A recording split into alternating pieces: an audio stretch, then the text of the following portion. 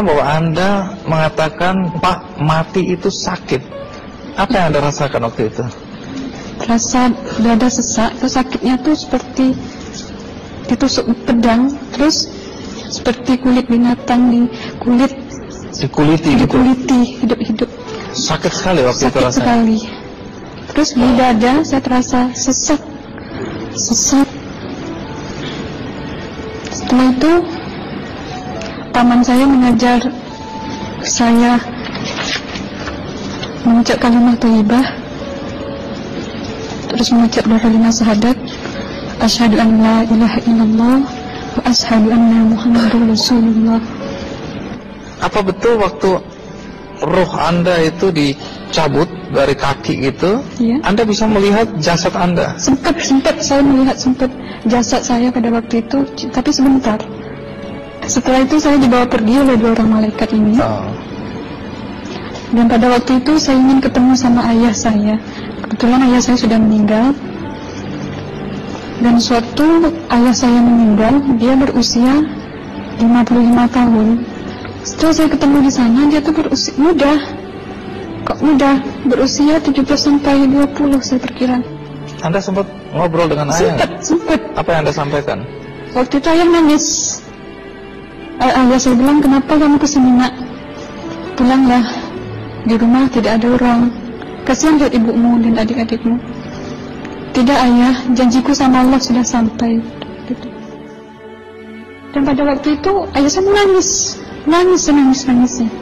Lalu apa yang dia ucapkan? Diam aja dia, tersilang. Kembali ke malaikat tadi, bentuk yang Anda lihat seperti apa malaikat ini? Dia ini laki-laki, tapi mukanya sama semua. Berapa malaikat? Dua. Iya. Fisiknya seperti apa? Seperti berserban, berpakaian ihram, mukanya sama. Wajahnya seperti apa? Wajahnya sulit saya gambarkan. Yang jelas dia ini sama, dua-dua itu sama rupanya. Apakah ada ucapan dari dua sosok yang Anda anggap malaikat itu? Ada. Apa kata mereka? Waktu itu saya mengalami perjalanan spiritual. Saya disoal oleh malaikat itu dengan sebutan ma ayyutuka, siapa Tuhanmu? Waktu itu ruh saya menjawab, Tuhanku adalah Allah. Siapa pemimpinmu? Pemimpinku adalah Nabi Muhammad Sallallahu Alaihi Wasallam. Mana kiblatmu? Kiblatku adalah Ka'bah. Siapa kedua orang tuamu? Siapa saudara maramu? Terus saya diperjalankan. Setelah itu kedua orang malaikat ini memimpin tangan saya, tangan kiri saya, membawa saya ke satu tempat, menduduki saya di sebuah kursi. Pada waktu itu kursinya tuh empuk, mungkin 8 busanya ya, cantik. Terus di sana saya duduk di sebelah kanan saya ada tiba-tiba berwujud seorang perempuan. Dia mengaku Amal. Kamu siapa? Saya, aku adalah amalmu semasa kamu hidup di atas dunia. Dan selama kamu di sini, saya akan menemanimu sampai yaumul akhir, itu katanya. Dan pada waktu itu saya melihat perempuan-perempuan solehah berpakaian muslimah, berkerudung, mencium pipi kanan, pipi kiri. Mungkin salam perkenalan pertama waktu menduduki di situ. Setelah itu saya dihijrahkan lagi, dibawa oleh dua orang malaikat ini lagi, melihat dosa-dosa besar ya.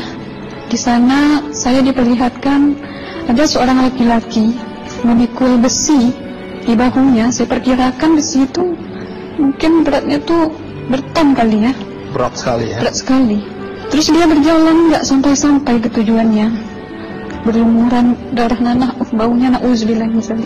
Bajunya tuh sobek-sobek. Waktu itu ruh saya disaksikan oleh Amal. Saya tanya kepada Amal, ruh tanya sama Amal, wahai amalku, dosa apakah yang manusia ini lakukan sewaktu ia hidup di atas dunia? Amal menjawab pada waktu itu, sewaktu manusia ini di atas dunia, dia ini adalah menyantet orang, menemuh orang, sehingga dia berjalan nggak sampai yang akhir. adalah seorang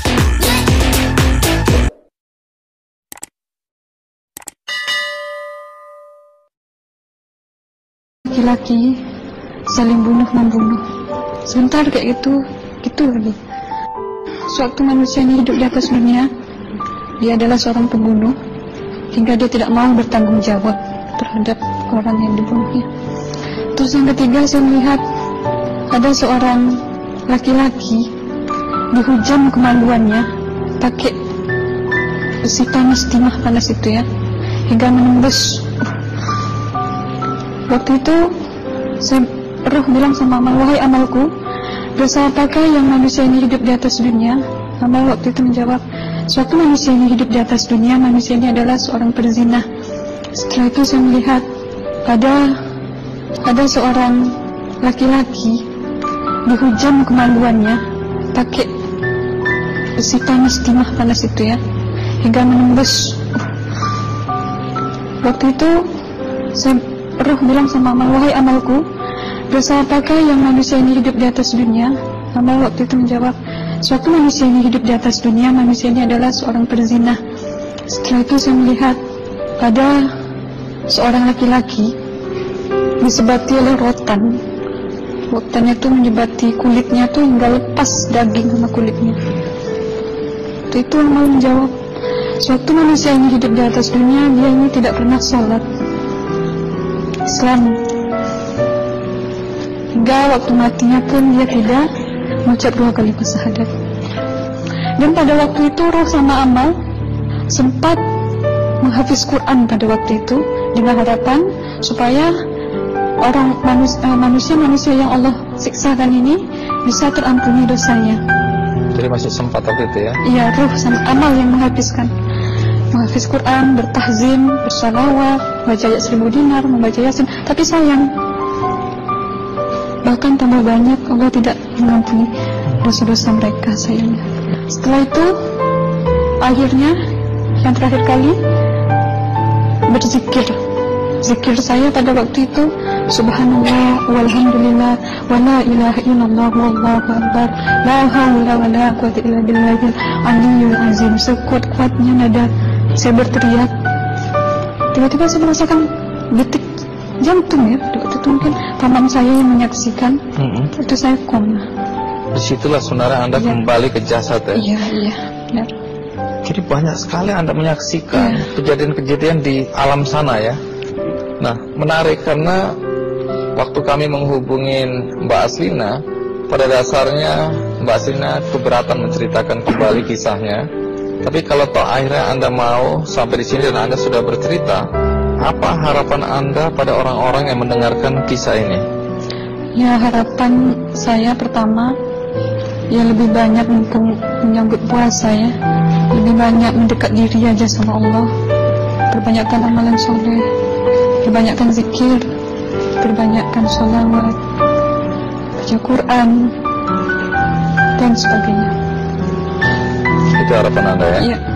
Baik, terima kasih Mbak Aslina ya, sudah datang dari Bengkalis untuk menceritakan kisah ini.